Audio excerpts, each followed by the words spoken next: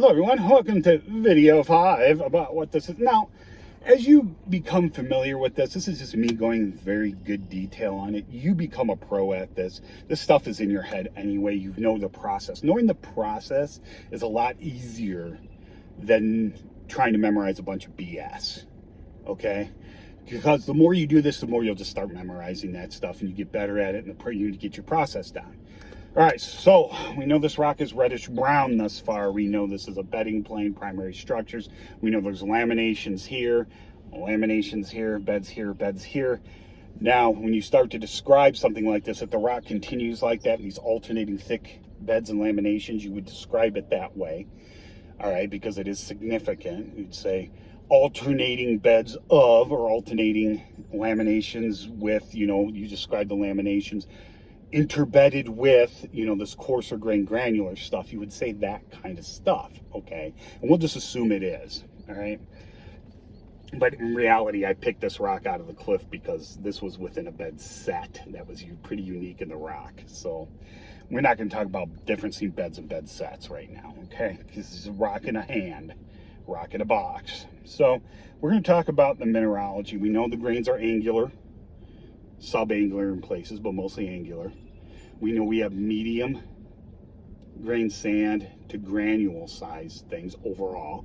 There are some isolated pebbles, as I've shown you. The pebbles here do tend to be a little more rounded, okay? But mineralogically, this rock is pretty homogeneous. That big pebble we got here, right here, that's a basalt. I know it's kind of reddish, but it's a basalt. All right, it's not a rhyolite. I take that back. It is a rhyolite. I'm seeing the feldspar grains. I'm such a loghead sometimes. No, this is a rhyolite, this pebble. Okay, so even I screw up initially. Under it, we see more of a phaneritic rock. It's a pebble too. It's angular. But it looks more phaneritic, more granitic, but it could just be a part. That is a rhyolite. It just has a little quartz in it. But then, okay, so we got rhyolites here. We have probably some latite too. But we zoom into the sand. It's gonna be hard for me to show you here, but you see the coarser grains tend to be kind of this pinkish color here like this, but the sand size coarser grains. The angular ones are pinker. Now they are lithic, okay? They are derived from these rhyolites, the feldspars from them. Now, that would tell me that this rock overall has aspects of a conglomerate and of a sandstone. Why not a breccia, Steve? Because everything's angular. That's a judgment call. Right? Usually when people think of breccia, they think of volcanic origin. All right? And those terms probably aren't going to change as well. I know in school you're taught conglomerates are rounded, breccias are angular. And technically, that should bleed over into this. Technically, this should be brecciated. But the fact that we've got a little bit diversity of clasts in here and stuff, we're just going to call it conglomerate, all right? And it's got, in the conglomerate part, but we got parts that are sandstone. So we could just say this is a conglomeratic sandstone, a granular conglomeratic, medium to coarse grain sandstone. We could say that. That would be a good engineering description, but in geology, there's 3 different types of sandstones, basic ones. You have 2 groups, but both the types of sandstones are in each group. The 2 groups are arenite and wacky.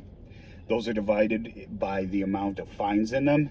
This has no fines in it, so this is an aranite. All right, wackies have 15 to half-ish silt and clay in them, and that's a judgment call too. I've talked about that before. I'm not going to do it here. But dominantly, this rock is a sandstone. Dominantly. So saying it's a conglomeratic sandstone is fine, but you can't just call it a arenite. All right, there's three that cross both wacky and arenite. That's a quartzose rock.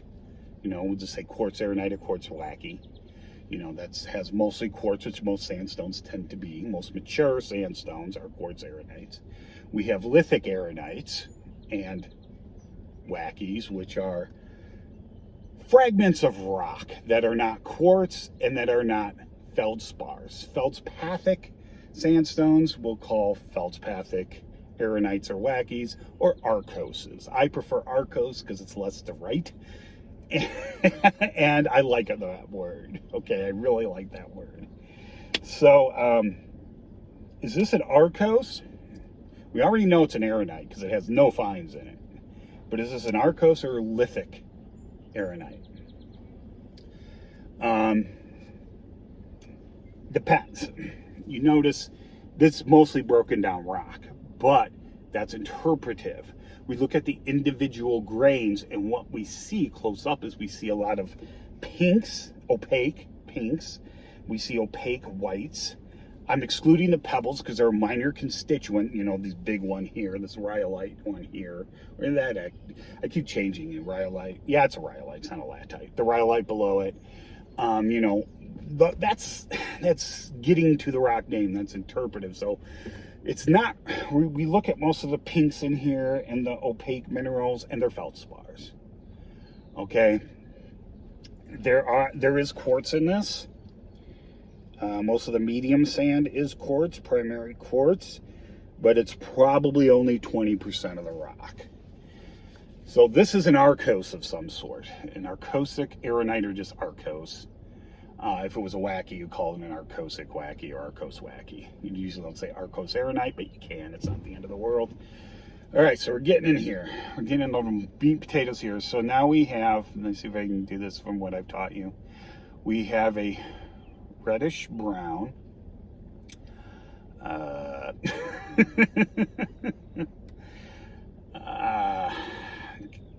granular, conglomeratic, angular granule. So we have a reddish brown, angular, granular, conglomeratic, medium to coarse angular, arkose that is laminated to bedded. Actually, it's thinly laminated to thickly bedded, but we're not going to do that. Okay, so our rock overall is an arkosic aronite or arkose. This is an arkose. All right, it's sedimentary, but if you look at this under hand lens, you'll see some recrystallization due to, and this is where it can get hairy. And sometimes the recrystallization can be metamorphic due to heat and pressure, or can be due towards chemical precipitation. That's why dolostones are not considered metamorphic.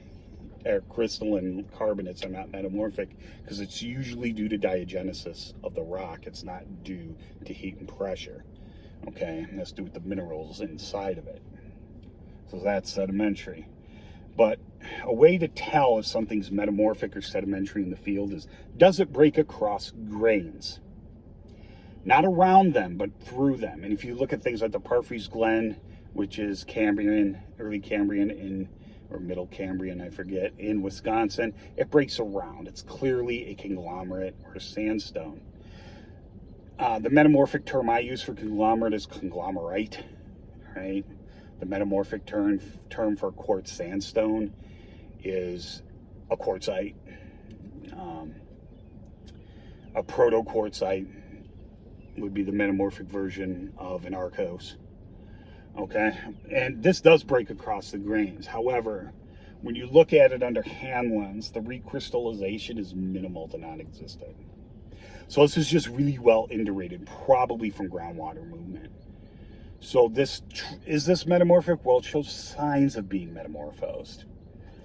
And that probably had to do with deformation in the area, because this rock, where I pulled it from, is not faulted. There's no faults in the area, but it is inclined about 20-30 degrees due to deformation.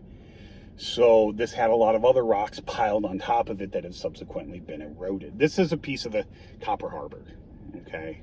It's the upper member of Union Bay member, which has these rare conglomeratic beds within sandstone, usually in Arcos. Okay, so that's the type of rock we have. In our next video, we're going to talk about interpretation, okay? Even though I've already done some of that.